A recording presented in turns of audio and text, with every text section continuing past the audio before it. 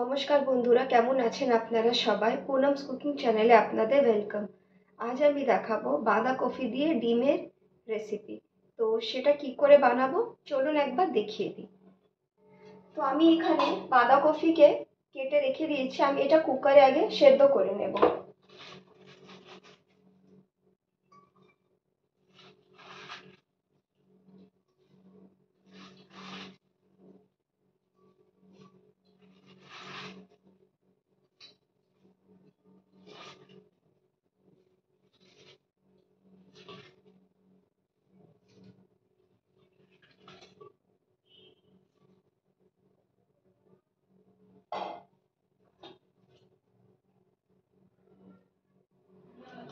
অল্প একটু নুন দিয়ে দেব।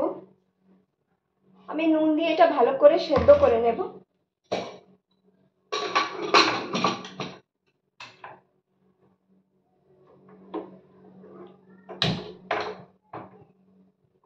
আমি একটা সিটি দিয়ে এটা সেদ্ধ করে নেব।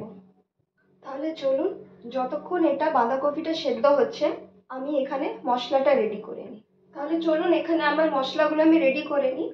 এখানে আমি নিয়ে নিয়েছি কিছুটা টমেটো কুচি, আর এখানে নিয়েছি আদা আর রসুন। এগুলো সবকে আমি পেস্ট করে নেব। আপনারা পেস্ট করতে পারেন, নইলে আপনারা এগুলোকে সরু সরু করে কেটেও নিতে পারেন। তো আমি এখানে পেস্ট করব না, আমি এগুলোকে কেটে নেব। আমি প্রথমে পেঁয়াজটা চপ করে নেব।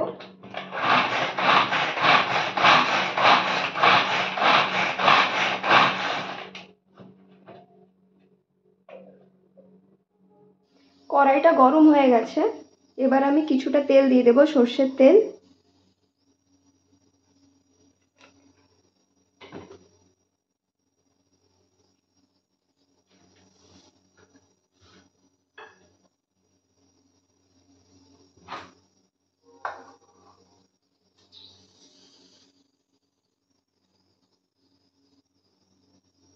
তেলটা গরম হয়ে গেছে, আমি এখানে কালো সর্ষে দিয়ে দেব কিছুটা।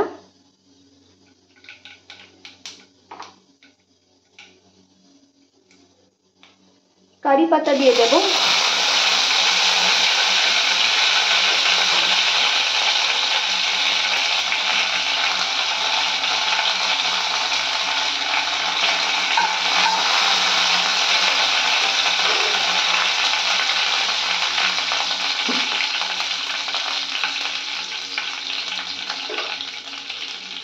এবার এখানে ভেজে রেখে এখানে যে পেঁয়াজটা আমি রেখেছি এটা দিয়ে দেব, কেটে রেখেছিলাম।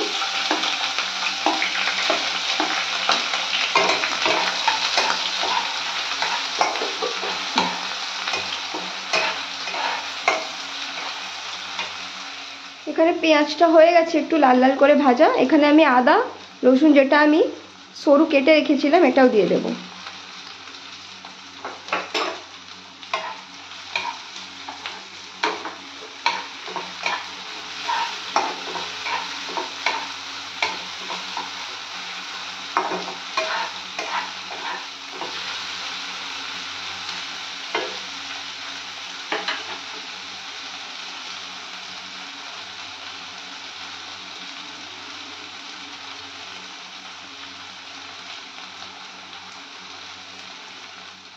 এখানে পেঁয়াজ, তারপরে কারি পাতা, আদা রসুন এগুলো সব ভালো করে মোটামুটি হয়ে গেছে ভাজা।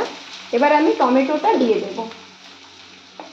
আপনারা কারি পাতা দিলে দিতে পারেন, নইলে স্কিপ করতে পারেন। এবার টমেটো দিয়ে দেব। এবার কিছুটা গুঁড়ো মশলা দেব, হলুদ, অল্প একটু ধনে গুঁড়ো, জিরে গুঁড়ো, সামান্য একটু নুন দিয়ে দেব।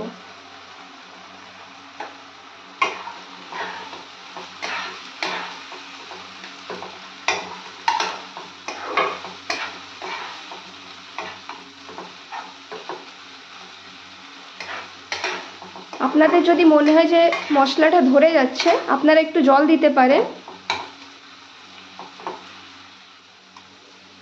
এবার আমি এর মধ্যে ডিম দিয়ে দেব। আমি এখানে 3খানা ডিম নিয়েছি।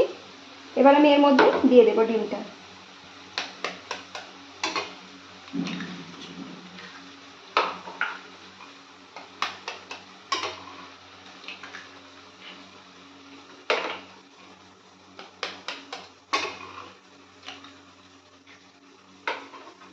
ভালো করে এবার এটাকে মিক্স করে নেব। আমি গ্যাসের ফ্লেমটাকে একটু হাই করে দেব।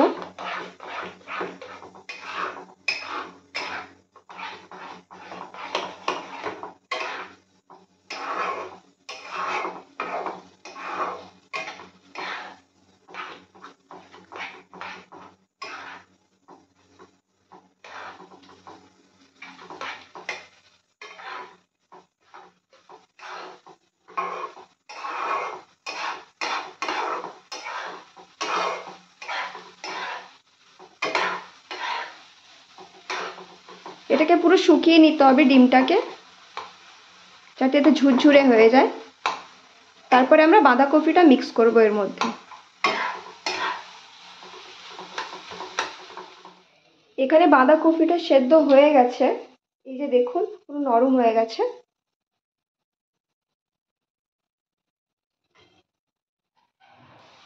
এবার আমি বাঁধাকপিটা এর মধ্যে দিয়ে দেব।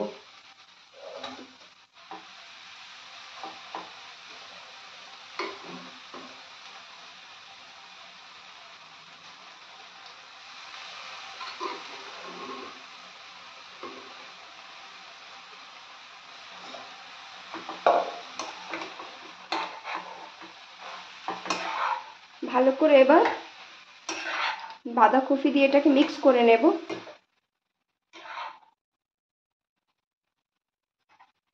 আমি গ্যাসের ফ্লেমটাকে হাই করে দেব।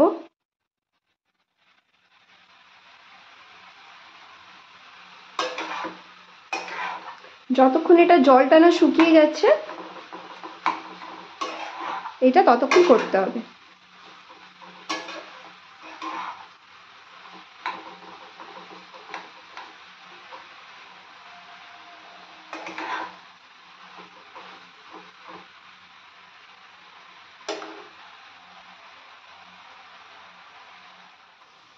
আমার এটা কমপ্লিট হয়ে গেছে। এবার আমি এখানে কিছুটা ধনেপাতা দিয়ে দেবো ওপর থেকে। আমার রেসিপি যদি ভালো লেগে থাকে তাহলে অবশ্যই লাইক, শেয়ার, কমেন্ট করবেন। আর আমার চ্যানেলে যদি নতুন হয়ে থাকেন তাহলে অবশ্যই সাবস্ক্রাইব করবেন। ধন্যবাদ।